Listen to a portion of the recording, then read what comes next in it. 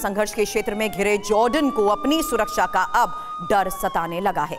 Jordan, Israel, Iran और दूसरे अरब देशों में से घिरा हुआ है। ऐसे में जॉर्डन ने अमेरिका से मदद मांगी है और यह सबसे बड़ी खबर है, जहां जॉर्डन ने अमेरिका से हथियार मांगे हैं। आपको बता दें, यूएस से पैट्रियट डिफेंस सिस्टम की मांग को लेकर यह खबर आई है। इलाके में बढ़ते तनाव के तहत हथियारों की इस मांग का मतलब क्या है, इस बारे में सुमित के साथ साथ सौरभ सर आपसे भी मैं करूंगी चर्चा। लेकिन इस बीच हमारे वॉर स्ट्रैटेजिक उस रूम का मैं रुख कर रही हूं जहां सुमित मेरे साथ एक बार फिर से जुड़ चुके हैं। और सुमित, जॉर्डन किस तरीके का खतरा महसूस कर रहा है और इस खतरे को देखते हुए इस डिमांड का मतलब क्या है?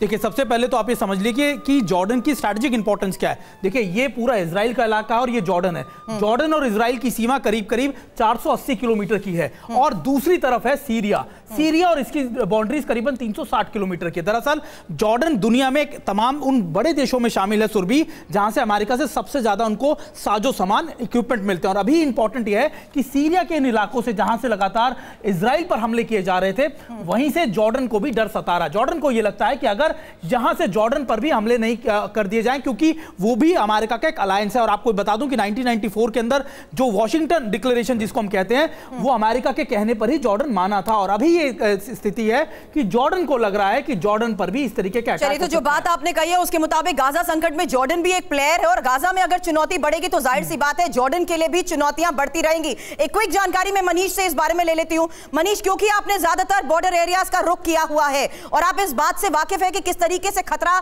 दिन ब दिन बढ़ता जा रहा है, जॉर्डन की यह चिंता कितनी लाजमी लगती है अब? क्योंकि इजराइल जॉर्डन दोनों ये चाहेंगे कि युद्ध यरूशलेम वेस्ट बैंक तक ना फैले। ये स्ट्रैटेजिकल इंपॉर्टेंस बहुत ज्यादा बढ़ जाती है। देखिए, जॉर्डन हो या अजरबैजान, ये वो कंट्री हैं जो मुस्लिम कंट्री थे लेकिन इजराइल के अच्छे दोस्त भी थे। बट इस बार जब गाजा पट्टी पर हमले हो रहे हैं तो बहुत तेज़ी से उन्होंने अपना जो ओरिएंटेशन है उसको शिफ्ट किया है। जॉर्डन की क्वीन ने अभी कहा है कि गाजा पट्टी में जो लोग मारे गए हैं उनके साथ मैं खड़ी हूँ। और वहीं उन्होंने इजराइल से सवाल कर दिया कि आप प्रूफ दीजिए कि आपके यहाँ जो लोग मारे गए हैं, जिनकी संख्या आप बता रहे हैं, वो आप सही है कि। तो मुझे लगता है कि इस वक्त जो सबसे बड़ी बात है वो है कि जो 50 से अधिक मुस्लिम देश हैं वो एक साथ गोलबंद हो रहे हैं और आने वाले दिनों में जॉर्डन भी आपको उसी खेमे में जाता हुआ दिखाई देगा। तो बहुत सारे ऐसे मुस्लिम देश जो कि अब तक इजराइल के साथ थे, जिसमें मैंने 2 का आपको नाम बताया। अजरबैजान को तो पिछले ही महीने इजराइल ने इतने वेपन दिए थे जिसके जरिए अजरबैजान ने आर्मेनिया से नागोर्नो कराबाख को जीतने में सफलता हासिल की थी। लेकिन उसके बाद भी जब गाजा पट्टी का ऑपरेशन शुरू हुआ तो उसने भी पाला बदल लिया। तो मुझे लगता है कि आज की तारीख में जॉर्डन मैप के जरिए भी कुछ डिटेल मनीष रखना चाहती हूं, सॉरी टू बट इन। और संजय सर, मैं चाहूंगी आप ज्वाइन करें, क्योंकि जॉर्डन इजराइल को कट्टरपंथी इस्लामिक देशों के साथ साथ सीरिया के इस्लामिक स्टेट से भी बचाता आया है। इसलिए इस पर चर्चा करने से पहले यह जानना बहुत जरूरी है कि आखिर इजराइल और अमेरिका के लिए जॉर्डन इतना खास क्यों है? क्योंकि जॉर्डन इजराइल का जिस सुरक्षा कवच के तहत यह जानकारी आपके सामने रख रही हूं, 480 किलोमीटर लंबा यह बॉर्डर बताया जाता है। जॉर्डन से यरूशलेम की दूरी भी 100 किलोमीटर से कम की है और जंग में जॉर्डन इजराइल यूएस के साथ है। हालांकि जॉर्डन साथ होने से इजराइल को राहत जरूर है, लेकिन जॉर्डन पर इजराइल के लिए दुश्मनों से खतरे को कैसे भांप रहे हैं आप संजय सर? देखिए, ये बात मान के चलिए, जॉर्डन, इराक और सीरिया तीनों में अमेरिकन बेसिस है, पहली बात।